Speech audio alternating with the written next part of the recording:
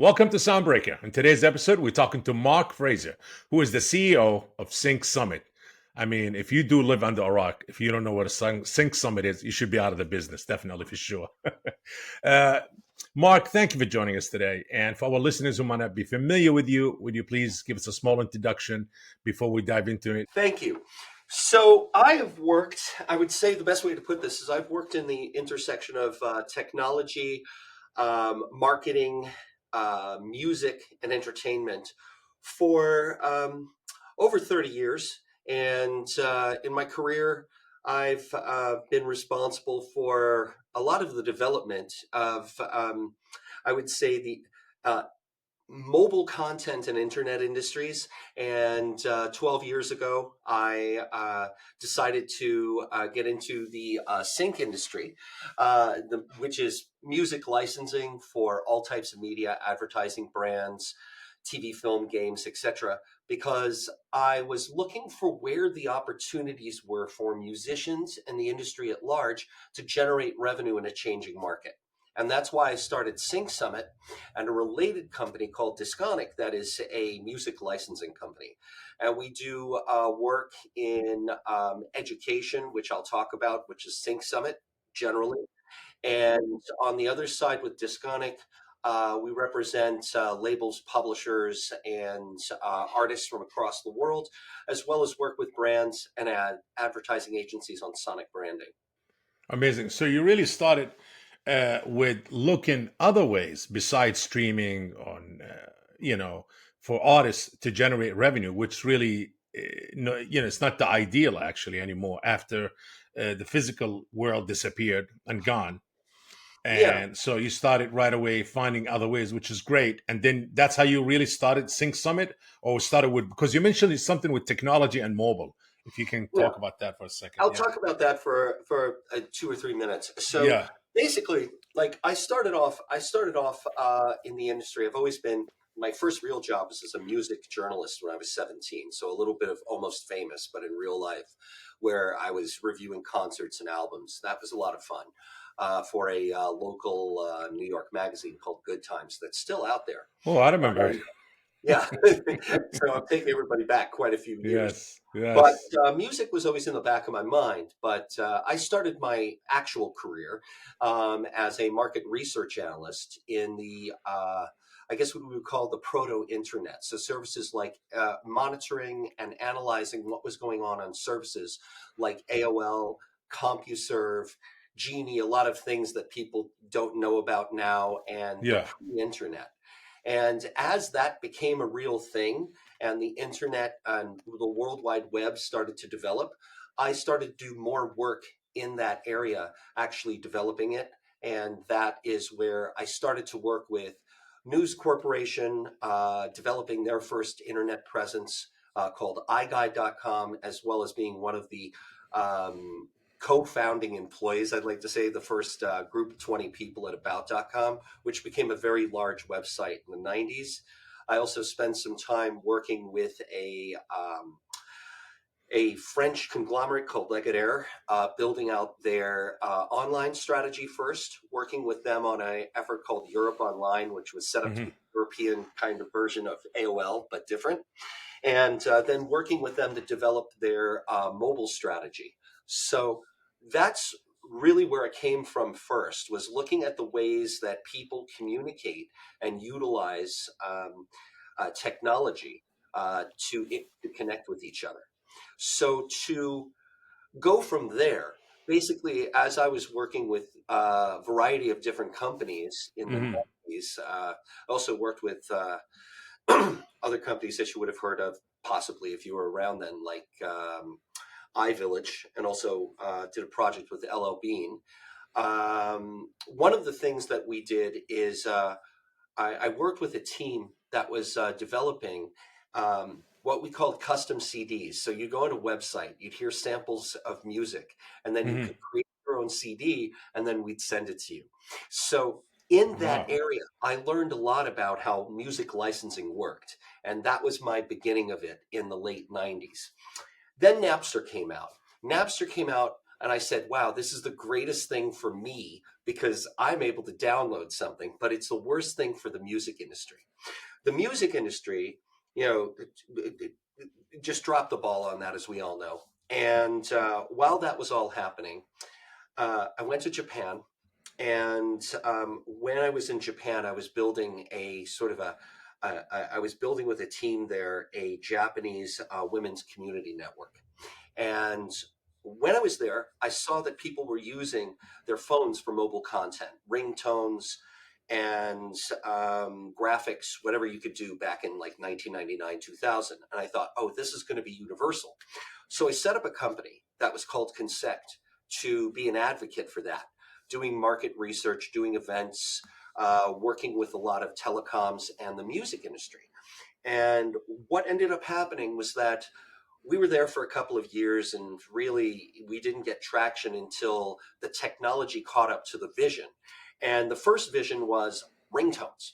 And we ended up being de facto the company that people go to for information on the ringtone industry, which was a multi-billion-dollar market back then. We worked with every company at the time, all of the labels, and I learned even more about licensing from that. Hmm. Uh, and what we ended up doing is, among other things, we partnered with Billboard in 2003 to develop the Billboard ringtone charts, which, sound like they're ridiculous at this point, many years later. But they were a thing back then. I That sort was of thought something, though. I tell you, when it came out, it was pretty interesting. it was interesting, right, Bob? But I Yes, mean, I yes, looked at I looked at the whole ringtone thing, and I said to myself, because I come from technology, this is a yeah. pet rock, whereas everybody in the music side was like, "This is going to save us," and I Does was does like, it still exist, the ringtone "Yeah, yeah, licensing? It does, yeah." huh? I mean, it's not like all of the companies that were out there, like God, I can't remember the names of all of them, but you know, there were plenty of companies out there doing stuff. Moviso is one that comes to mind for me. But basically, it was a multi-billion-dollar marketplace because you couldn't get a ringtone without buying it through the telecoms. And I knew that somebody was eventually going to do a workaround with that or find something more interesting for people to buy. And as soon as the iPhone came out, I knew that that was going to be the end of the market. And it was, because Hmm. people's money shifted to using other things. But nonetheless, people do still buy ringtones. They're still available. But at Hmm. the time, we got together with Billboard, and we developed the technology to collect and then sift through all of the data and then present it in a nice place for Billboard to put out. That asset was acquired by Nielsen, which made sense, and it was the basis of their platform for what they called Nielsen Mobile. And I don't really think that's around anymore. It's quite a long time. It's been folded into other things. Okay, so that brings us up to a point where then I went. I worked with a large telecom for a while, doing marketing, and then I went and I worked with a VC company for a while, working on AI. Hmm. And after working with the VC company, we had this amazing AI asset, and I thought, wow, this is something we could apply to music, to sort through music. So that was the idea to get into the sync industry, because that combined with a lot of conversations with my friends, and I didn't really know very much about the sync industry when I started, but I would talk to people like Matthew Knowles, who I've known for ages, Beyonce's former manager and dad, and he would call me up and go, Mark, I've got this really exciting thing going on right now. We're doing this whole thing with Samsung, and we're doing this whole thing with L'Oreal. And what's really cool about it is that Beyonce and Solange are both going to be a part of this, and they're getting paid for it, and their music's going to be used in it. But what's really exciting? What's really exciting is that now their albums are going to come out around the time that the ad comes out, and it's going to be marketed through L'Oreal's multi-billion-dollar push of their hair Yeah. care products. Mm, And, yeah. and the light bulb went off in my head, and I said, "Wow, this is really where music's going to go." And that's how I decided, okay, I'm going to do something in this industry, and that brings us basically up to where we are now. The Sync Summit. Do you have your own sync platform or company where you? Yeah, Yeah, yeah. And I'll tell you what happened with this, because basically, like, my strategy when I get into a new market is I say, okay, what can I do to introduce myself and my vision to as many decision makers as possible? And when I was first starting this, I was thinking I'm going to adapt or buy the technology from the VC that I worked with to create this platform that was going, and there's a few platforms that do this now to yeah, help music supervisors or buyers to go in, put in a search, and then get some output that they could license. That was the basic idea. So while I was doing that, in the midst of that, I started to collect music that we could possibly use.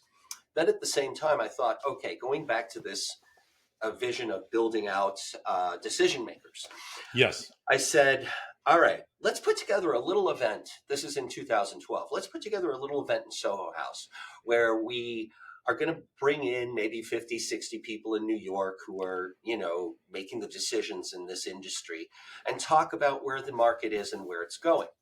So that was the genesis of Sync Summit. I bought the URL. I got the space at Soho House. I invited what I thought was originally going to be, like I said, 50, 60 people.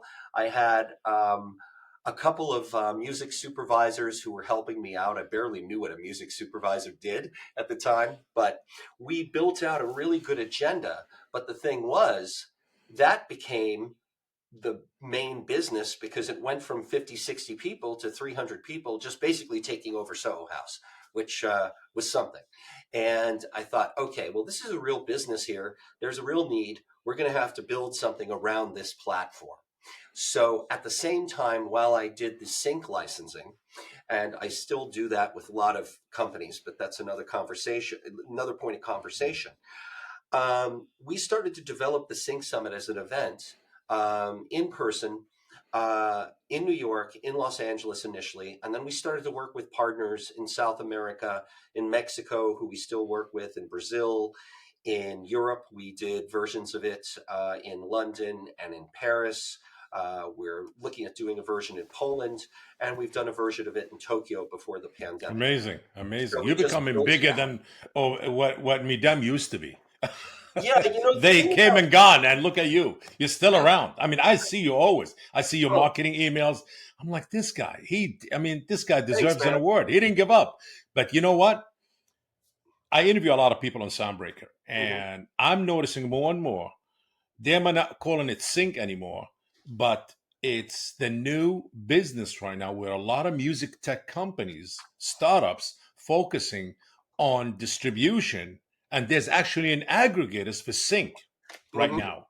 Oh, there's And tons. because yes, and it's becoming the new wave of business because streaming is no longer you Hmm. know, and right now because of video games, because of TikTok, because of obviously YouTube Shorts, because of Instagram Reels, all of these micro licensing, and also the video games. Video games becoming massive. Yeah, absolutely.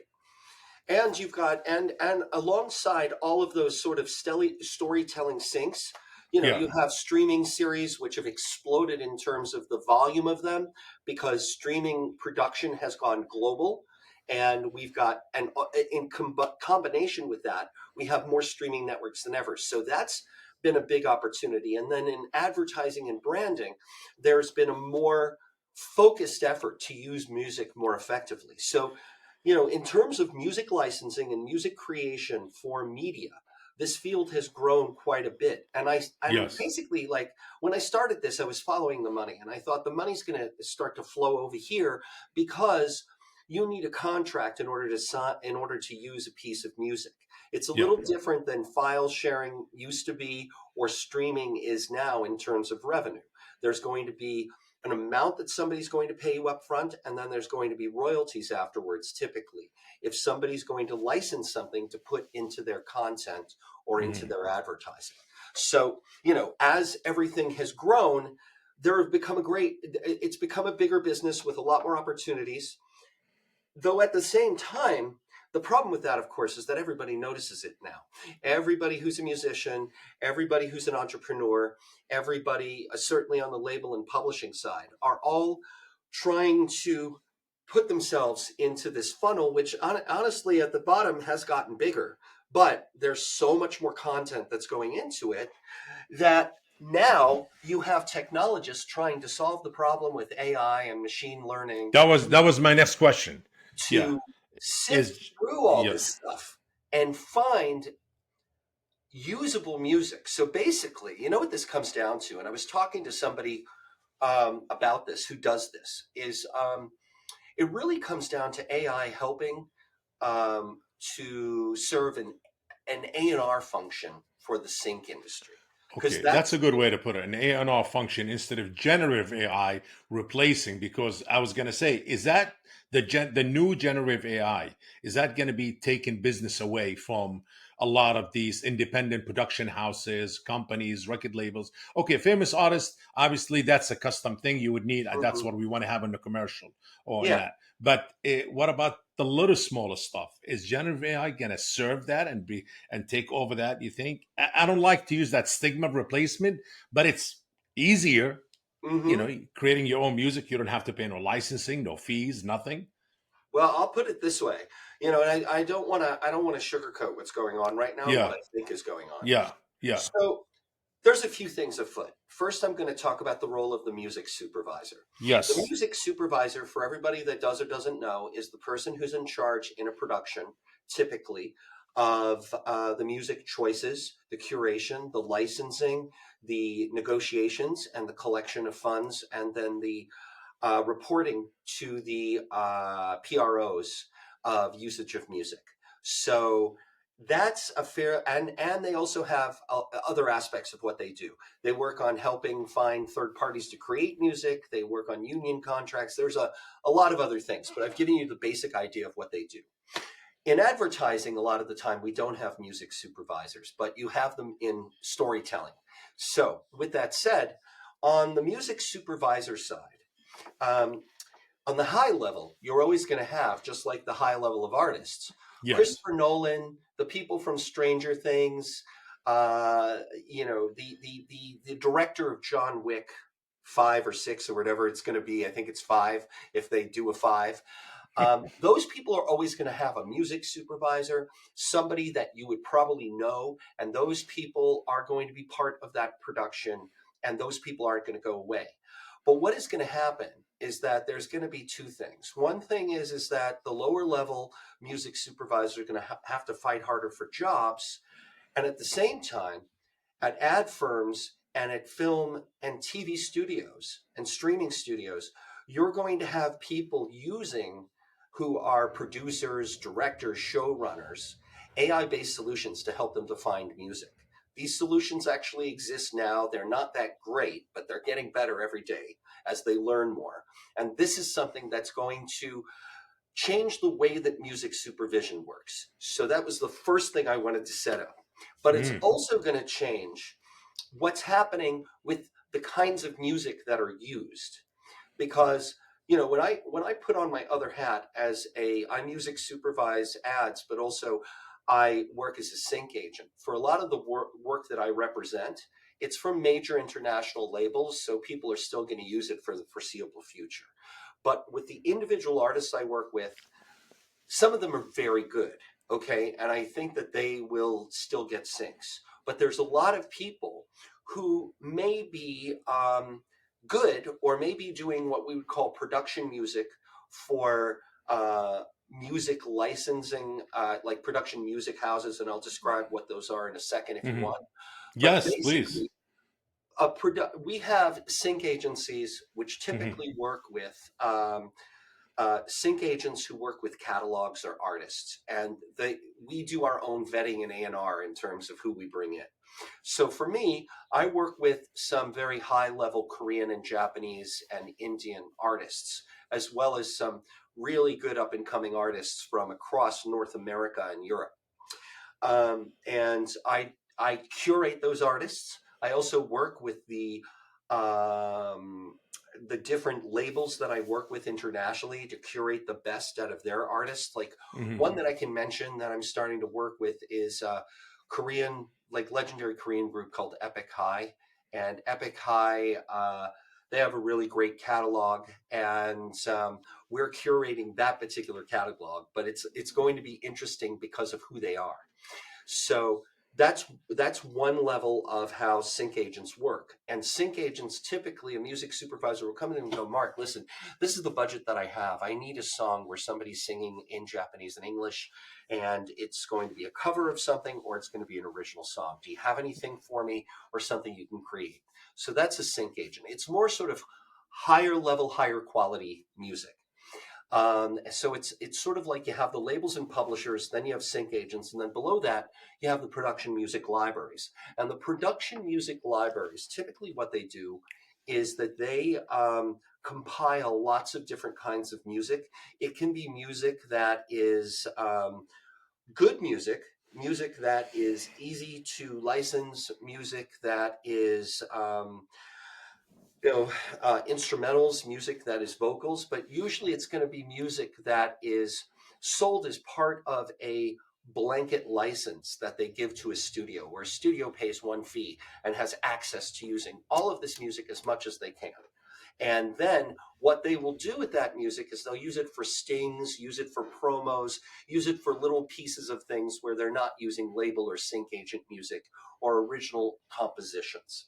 So that part of the business, the production music library business, I think is in a lot Hmm. of trouble. I think they're in a lot of trouble. And I would say that the ones who are smart are actually going out there and, working with AI companies to build out a competency within it. Because at the end of the day, this is where people are going to go. There are going to be dashboards that somebody who is a creative director at an agency is Hmm. just going to use instead of going to a music supervisor, which a lot of them don't already, or a post-production editor is going to go to. And they're going to dial in what they have, or they're going to upload to the AI the rough cut of the video. And then they're going to get output. And some of that output is going to be licensable output. So there'll be some output where it's like, okay, you're going to have to pay this much for your license for this original music, but some of it will be AI created. And I want to just give you a distinction of what that means, because there's AI created music that's fraught with licensing issues, and there's AI created music that is being created for production environments that frankly is I guess it's a threat for people in the music industry. So I'll break this down for you as succinctly as I can. Okay, so first, most of you will know that there's Suno and Udio out there. Suno and Udio are the Correct. most prominent AI created music services. They're Yes. fraught with issues because they're breaking things and moving fast, as we say in the tech industry. And what they did is they just said, we're going to create this great AI, which they've done. It's fantastic. And they taught it on other people's music without permission. So basically, they've just run like a bull through a china shop on the copyrights of famous music and music that's not so famous. So what has happened is that their AI has been taught really well how to create music, and I've played a lot with both of them. Um, Something like Suno, I'll just concentrate on Suno. I can go in there and I can say, I want you to do a Dixieland song in the style of this person with Wow. any kind of content I want for the lyrics. And within 30 seconds, I get this output that I can start listening to, and it's like dot dot dot dot dot dot, dot whatever. Or it can be hip hop, or it can be like I've had it do stuff that sounds like Rammstein, which is Neue Deutsche Hart, which is the genre. And it doesn't sound like Rammstein, and the stuff that's Dixieland, though it does sound pretty good, doesn't sound like stuff at its best, but it does sound pretty amazing. It's scary.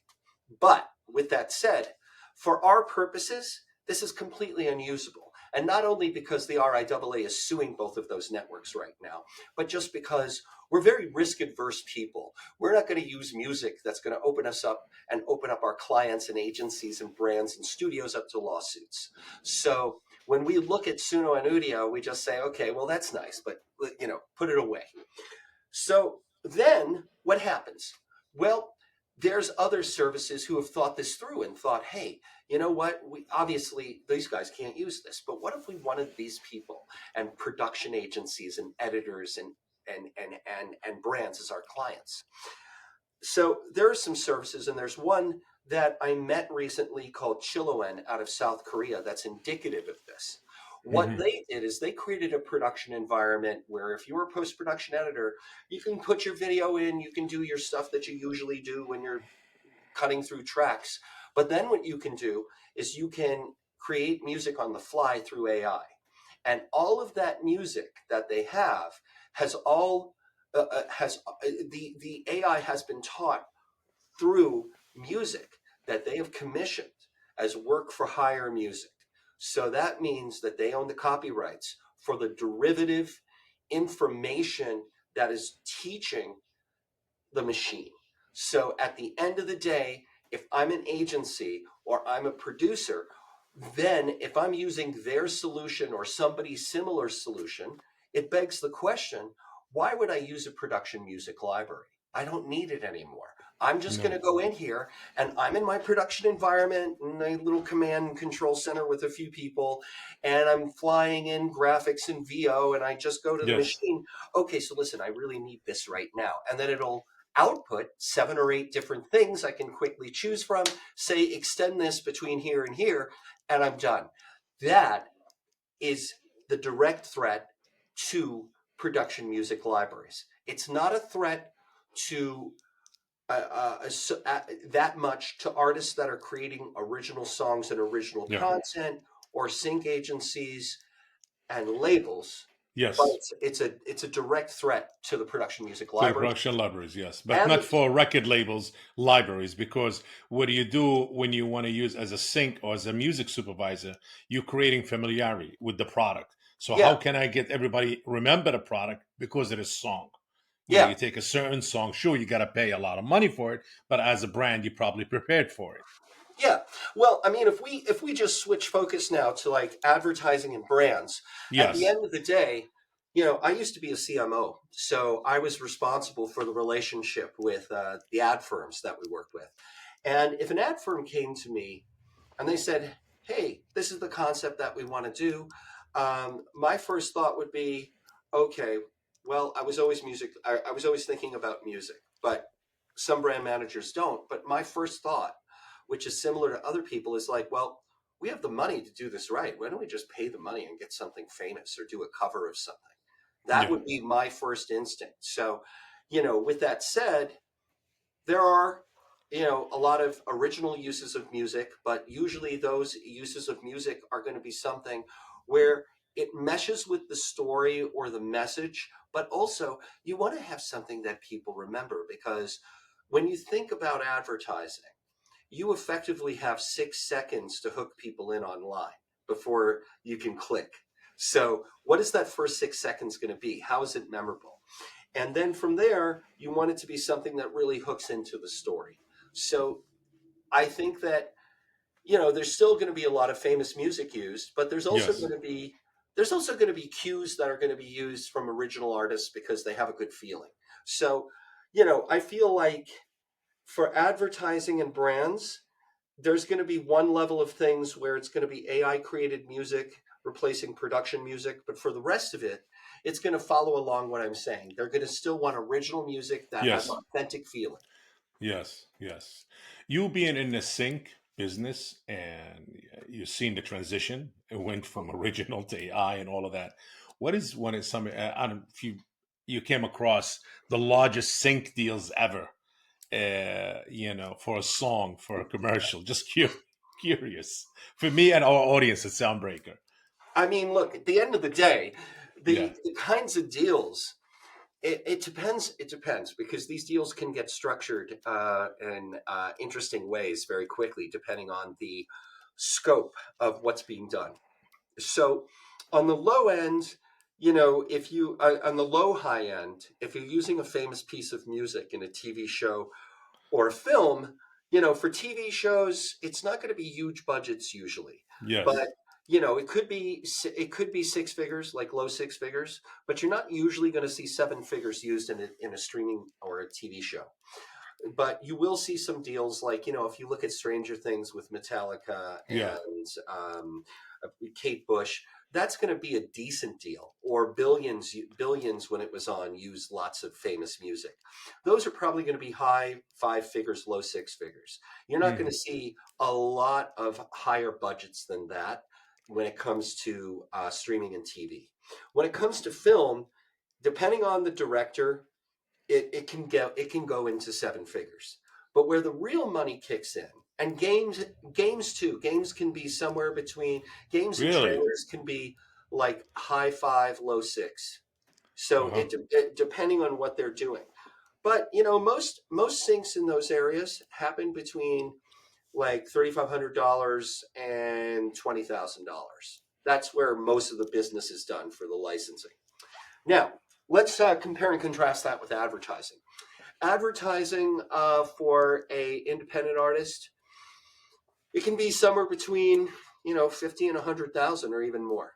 Depending on what the usage is and how well the music fits and what the brand is. If it's an emerging artist that gets inserted into a Coca-Cola campaign that's going worldwide, there's going to be a bigger budget behind it, and that can be a big opportunity. And then you have music that is from known artists.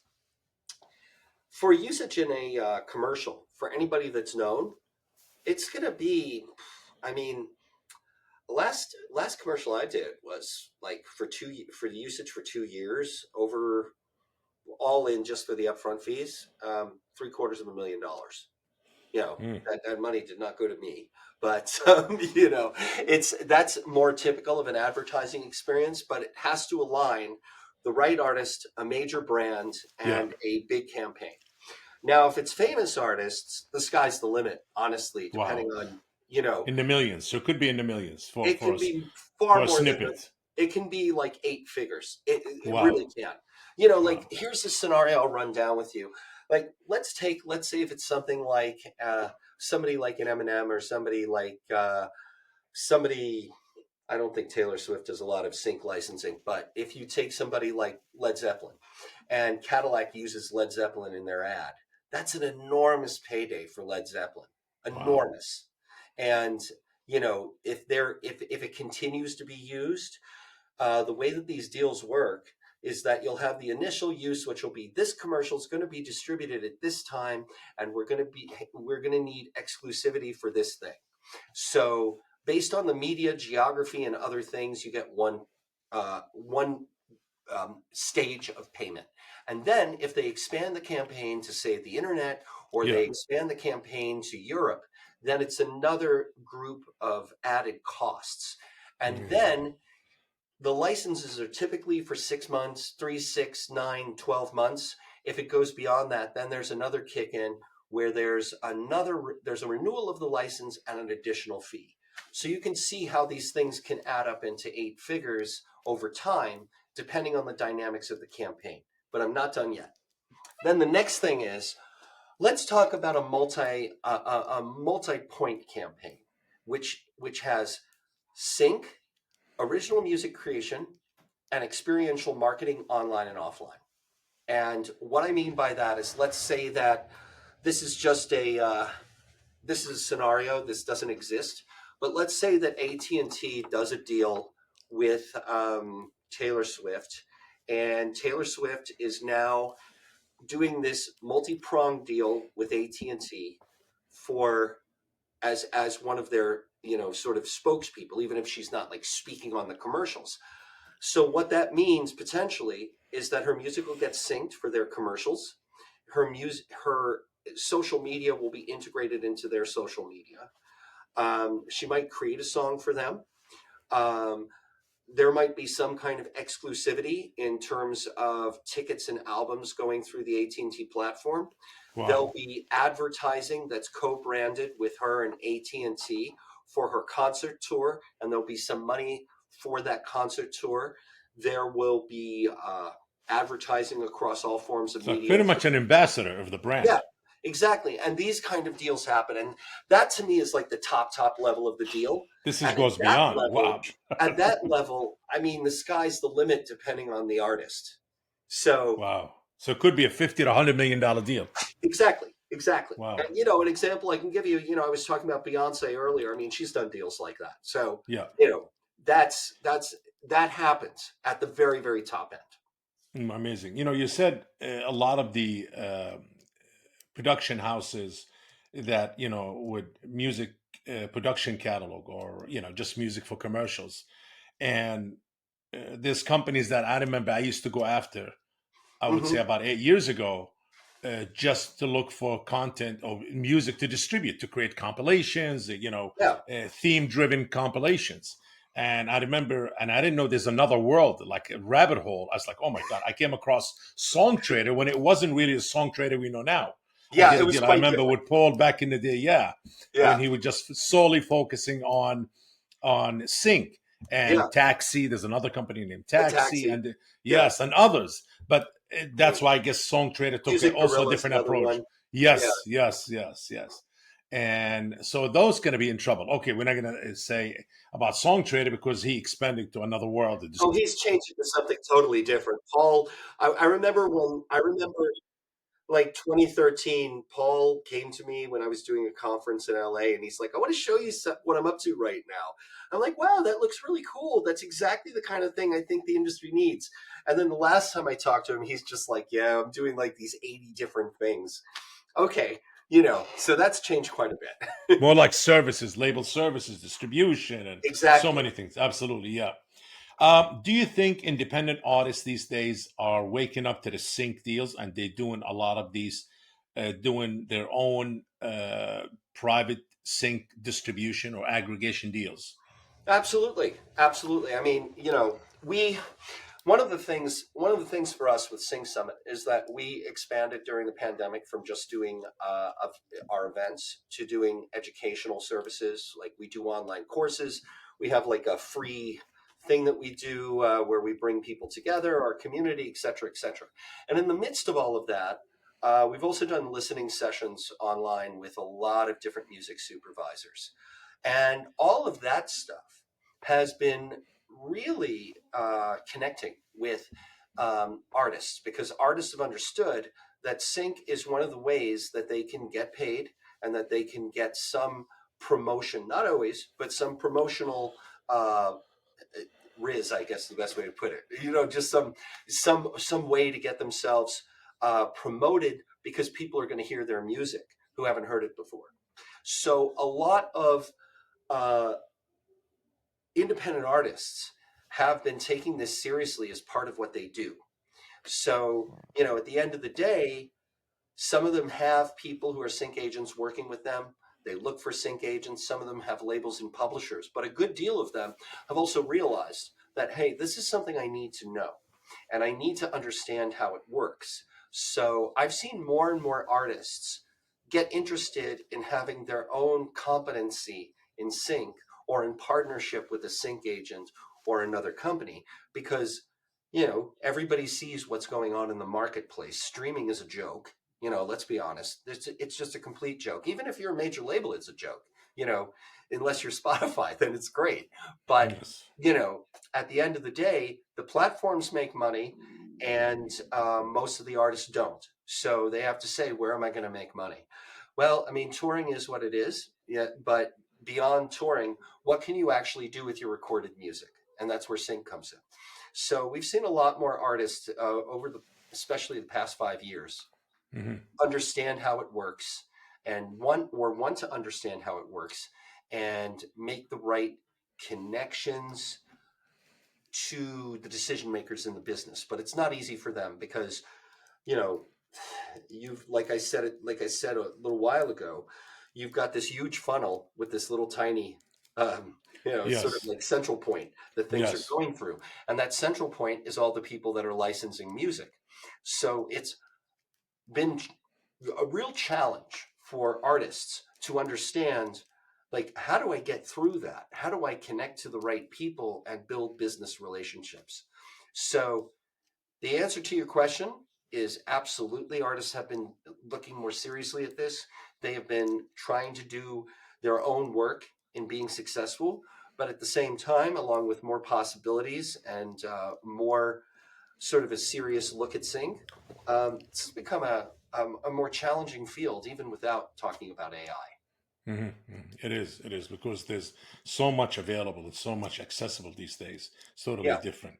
Mark, what's your advice? Well, two advices I'd like for Hmm. independent artists who wants to, uh, get their catalog exposed and placed for sync deals, and for somebody who's starting into the music business, because I think it's rightfully so that you earned it as an entrepreneur, somebody been in the business for a long time, and have their own. You have your own summit and your own platform, Hmm. especially in the sync, which literally you could give classes. You probably do. I'm I not sure. I do. don't know. Well, Yes, I'm going to I'm stop not. giving classes in June because I don't have time for it anymore. But during the pandemic, we started doing classes, but they're very labor intensive, and I'm sure. you know, Yes. I Yes. try to give people like this the most realistic, straight information possible about the industry, and Yeah. I also try to work with people in a really focused way. So, with that said, what can I tell people in terms of advice Mhm. to set themselves up for success in the industry? Yes. Okay, so the first thing is let's talk about your music.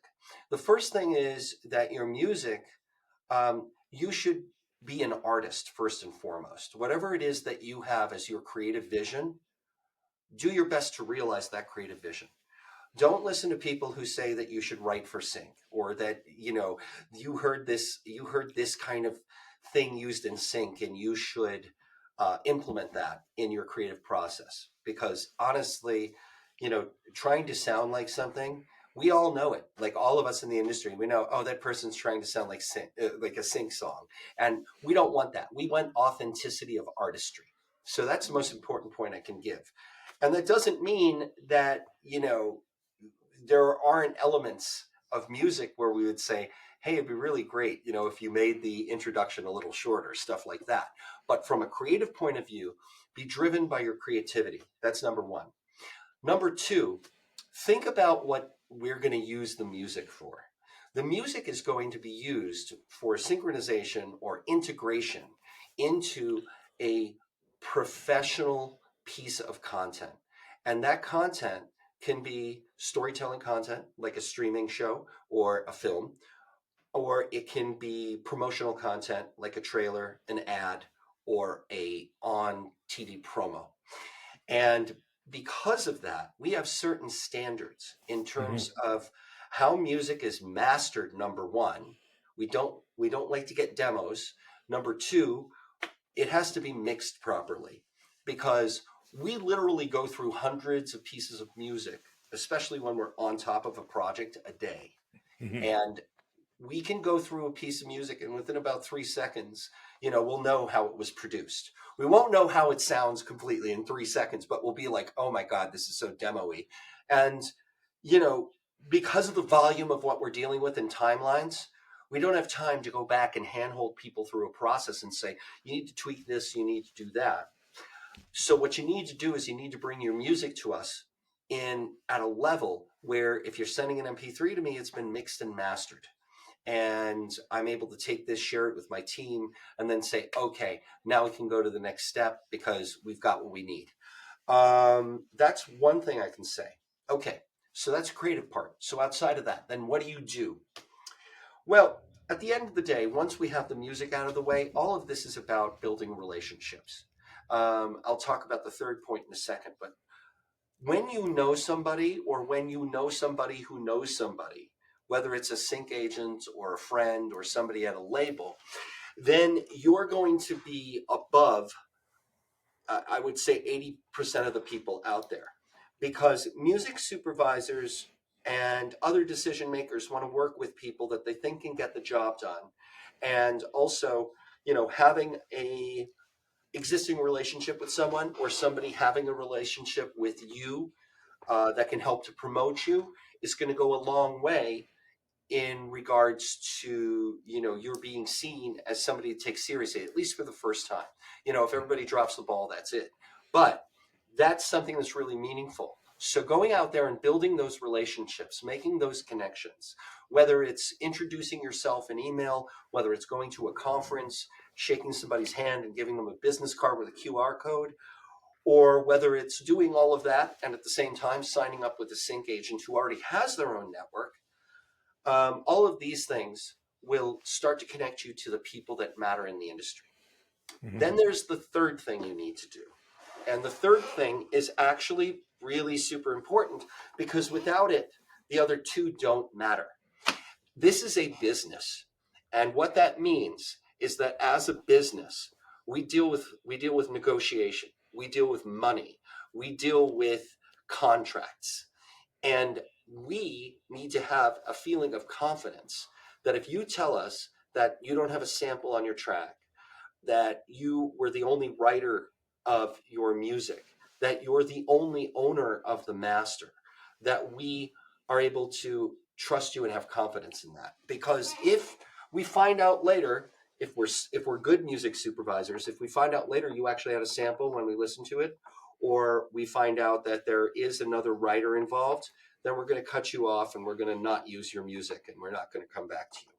So that's one scenario. If we're a not so good music supervisor, we're going to take you at your word, and then problems happen because all of a sudden somebody comes out of the woodwork and goes, wait a second, Yeah. I wrote the lyrics on this. Then what happens is that you get blacklisted, your client gets sued, the studio or the ad agency or brand, they have to pay out because it's pretty open and shut. If somebody was a writer and you didn't put them in, you know, they're going to pay. And they're probably going to pay quite a bit because otherwise, they're going to have to redo whatever it is they did. So that is something you really have to pay attention to, making sure all of your ownership, all of your works for hire, all of your split sheets on who owns what are correct, and also making sure that the PROs are listed correctly and all of your metadata has the information that it needs to have in it. This is all really important on the business side. So to summarize, you need to be authentically creative, you need to mix and master your music properly, and you need to give us assurance and confidence that your paperwork is in order. Well, you need to get your ducks in order. That's it. You need everything Yep, has to be cleared. Yep. exactly. Amazing, amazing, extremely insightful. I know this conversation really amazing, and it could go for hours because there's so much there. It's like the Absolutely. encyclopedia. Mark is the encyclopedia of sync. Absolutely. You I'm are most glad. definitely. I'm glad we got you on the show, man. Really, really Me too, amazing. man. So Thank you, much to Bob. learn. So much to. What's next for Mark and Sync Summit before we say goodbye for 2025? Okay, well, we've got a lot of things coming up. On the Sync Summit side, we have an event that's coming up in 3 weeks, our Los Angeles Sync Summit. And with what's going on in Los Angeles, we've got a virtual and we've got an in-person edition. So we're monitoring the situation right now in LA, and as we speak right now, a little tense Yes. because the fires are Yeah. not done by any means. And then Yes. we have our ad event, which is happening in April 9th and 10th. The LA event is the 4th, 5th, and 6th of February. And that event is film, TV, games, advertising, the whole industry coming together. Amazing. Amazing. Advertising event is more, and that's on the 9th and 10th in New York. That's really focusing on ads and brands, and it's focusing on sync, music creation, and experiential marketing, like the stuff I mapped out a few minutes ago for the, I you like know, the experiential marketing. I like that. it's really cool, right? Yes. It's Yeah. it's like such an interesting business, and sync is always a part of that, but it's so much more. Beyond that, we have classes that we teach. One is a 21-week course that's starting on January 25th. And then Josh Rabinowitz and I teach a course in April about the advertising industry and brands. Josh ran Gray Advertising's music department for over a decade, and before that, Young and Rubicam. So between me being an ex-brand manager, and him being who he is, we have, I think, pretty good course there. Outside of that, we have lots of listening sessions coming up. And beyond that, the other thing that I'm doing is I'm working on the development of a sonic branding company with a few experiential marketing people and music supervisors. So that's another effort that's happening. Well, you So heard it stay busy. first here at Soundbreaker. Yes, experiential marketing is the next thing. the I next think big so thing. too. Yes. It's very cool because you think about all the layers of where an artist can get their music kind of stacked up and presented out to the world. Yeah. It's and it doesn't. And this is the thing that I'll say. Okay, I don't want. I know we've gone on for a while, but this is important for artists to know. Just because I use Taylor Swift as an example doesn't mean that this isn't within your reach. And what I'll say is this. On the top level of brands, yes, there may be challenges, but even top level brands work with independent artists. Now, with that said, there are also brands on the regional level and the local level, and brands that go into different slices of demography and age groups where you can target yourself and target your music to be not just someone who licenses and creates music, but a brand ambassador to that audience. That to me, I think is, I think you're right, Bob. I think that's the future. Yes. Well, you got adaptive music. That's part of the Yeah, experiential. Yes. Where it's a bit of a nightmare for publishers, but that's the future. Where's it going? Where would you exactly. have we have 10 songs or 20 songs go through a minute in Yeah, 1 minute been used. Yeah. Yeah, absolutely. it's Well, crazy. you heard it first in Soundbreaker with Mark Fraser from the Sync Summit. I want to say thank you for joining us today, Mark, and taking the time out of your busy schedule. I know you have so much scheduled ahead, and we look Indeed. forward. Yes, yes, absolutely. This concludes today's episode of Soundbreaker. Please make sure to follow us on socials and stay tuned for our next episode. Mark Fraser from Sync Summit, thank you again, and we appreciate it, man. Thanks so much, Bob. I really appreciate it. This was fantastic. Everybody My take pleasure. care and, best of luck in everything you do. If you enjoyed today's episode, make sure to share the Soundbreaker podcast. And if you are joining us on YouTube, please like this video and subscribe to the channel. Until next time.